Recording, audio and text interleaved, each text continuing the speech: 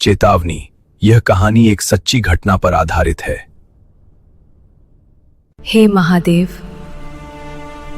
अब केवल आप ही रक्षा कर सकते हैं। पृथ्वी के अश्रु व्यर्थ नहीं जाएंगे। अधर्म का अंत करने महाकाल स्वयं अवतरित हुआ है। हजारों वर्षों की कठोर तपस्या से मात्सरासुर ने महादेव उसकी भक्ति से द्रवित होकर भगवान शिव ने उसे वर मांगने का अवसर दिया। अवसर मिलते ही मात्सरासुर के मन में छिपी अमर बनने की लालसा जाग उठी। उसने ऐसा वर मांगा कि कोई भी शक्ति उसका अंत न कर सके। महादेव ने करुणा से उसे वरदान तो दे दिया, पर उस वर के साथ एक गूढ़ चेतावनी भी छोड़ दी।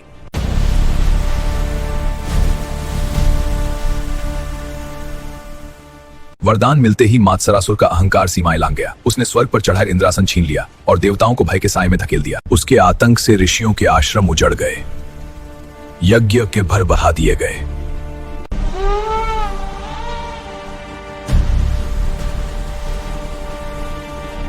जब अधर्म चरम पर पहुंचा, तब विनाश निश्चित हो गया। अधर्म से त्रस्त होकर सभी देवता कंबा था और हृदय में धर्म के डग गहरा वेदना। उन्होंने महादेव से प्रार्थना की, अब ऐसा कोई चाहिए जो अहंकार का अंत कर सके। अधर्म के भार से दबे देवताओं ने अंततः कैलाश की ओर प्रस्थान किया। यह उनकी अंतिम आशा थी। महादेव के चरणों में शीश झुकाकर देवताओं ने अपने टूटते धैर्य और डगमगाते धर्म की व्यथा रख दी। उन्होंने निवेदन किया, अब ऐसा कोई चाहिए जिस पर कोई शस्त्र प्रभाव न कर सके, जो स्वयं अहंकार को ही उसका विनाश बना दे। देवताओं की वेदना सुन माता पार्वती मौन हो गईं।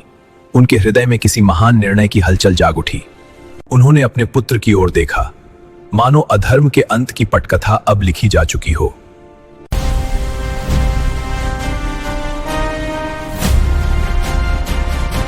कैलाश के उस मौन क्षण में श्री गणेश शांत भाव से उठ खड़े हुए। उनकी उपस्थिति मात्र से वातावरण गंभीर और पवित्र हो उठा। उनकी आंखों में करुणा भी थी और दिव्य तेज भी, मानो वे पहले ही समझ चुके हों, यह युद्ध साधारण नहीं है। उन्होंने स्पष्ट कर दिया, यह अहंकार का युद्ध है और इसका अंत अहंकार से ही होगा। माता पार्वती अपने पुत्र को गले लगाए बिना न रह सकी। उनके नेत्रों से अश्रुधारा बह निकली। ममता अपने चरम पर थी। माता ने उसे विदा तो किया, पर एक अमर सीख साथ दे दी।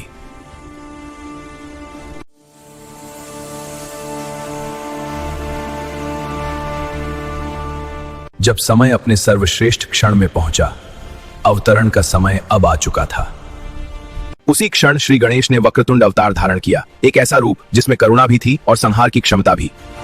विशाल दिव्य शरीर, एक दंत और टूटे हुए दंत में समाया ब्रह्मांड का ज्ञान। जैसे ही उनके चरण धरती पर पड़े, मृत भूमि पवित्र हो उठी। आकाश स्वयं गूंज उठा। विघ्नहर्ता स्वयं पृथ्वी पर पधार चुके थे। वक्रतुंड बिना रुके पहुंचे। यह केवल आगमन नहीं था, यह अंत का संकेत था।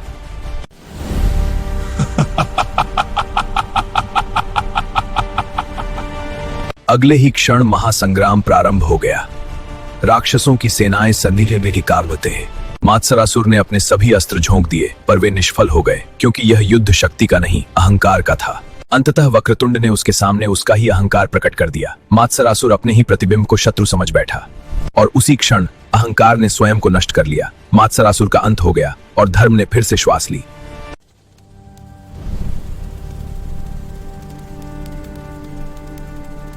अहंकार के पतन के साथ मात्सरासुर की शक्ति भी शांत होने लगी।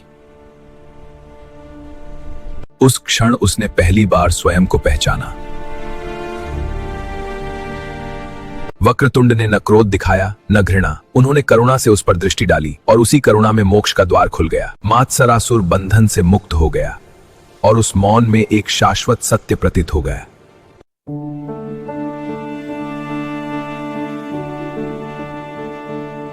अधर्म के अंत के साथ स्वर्ग की गरिमा पुनः स्थापित हो गई।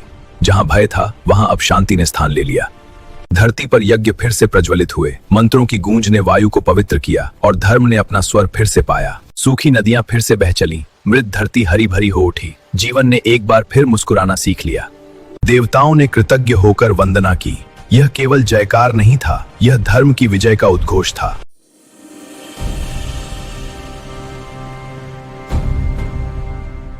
जहां भी अहंकार मनुष्य के भीतर जड़ें जमाने लगता है, वहीं से अंधकार जन्म लेता है। ऐसे ही क्षणों में श्री गणेश अवतार लेते हैं। वे किसी युद्ध के लिए नहीं, बल्कि चेतना को जगाने के लिए आते हैं। वे केवल विघ्न नहीं हटाते, वे मन के भीतर फैले अंधकार को भी मिटा देते हैं और वहीं से सच्चा धर्म प्रकट होता है।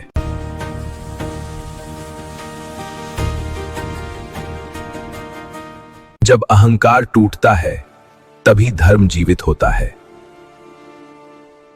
अगर आपको यह कहानी अच्छी लगी हो और इसके संदेश ने आपके मन को छुआ हो तो चैनल को सब्सक्राइब जरूर करें ताकि ऐसी और दिव्य कथाएं आप तक पहुंचती रहें।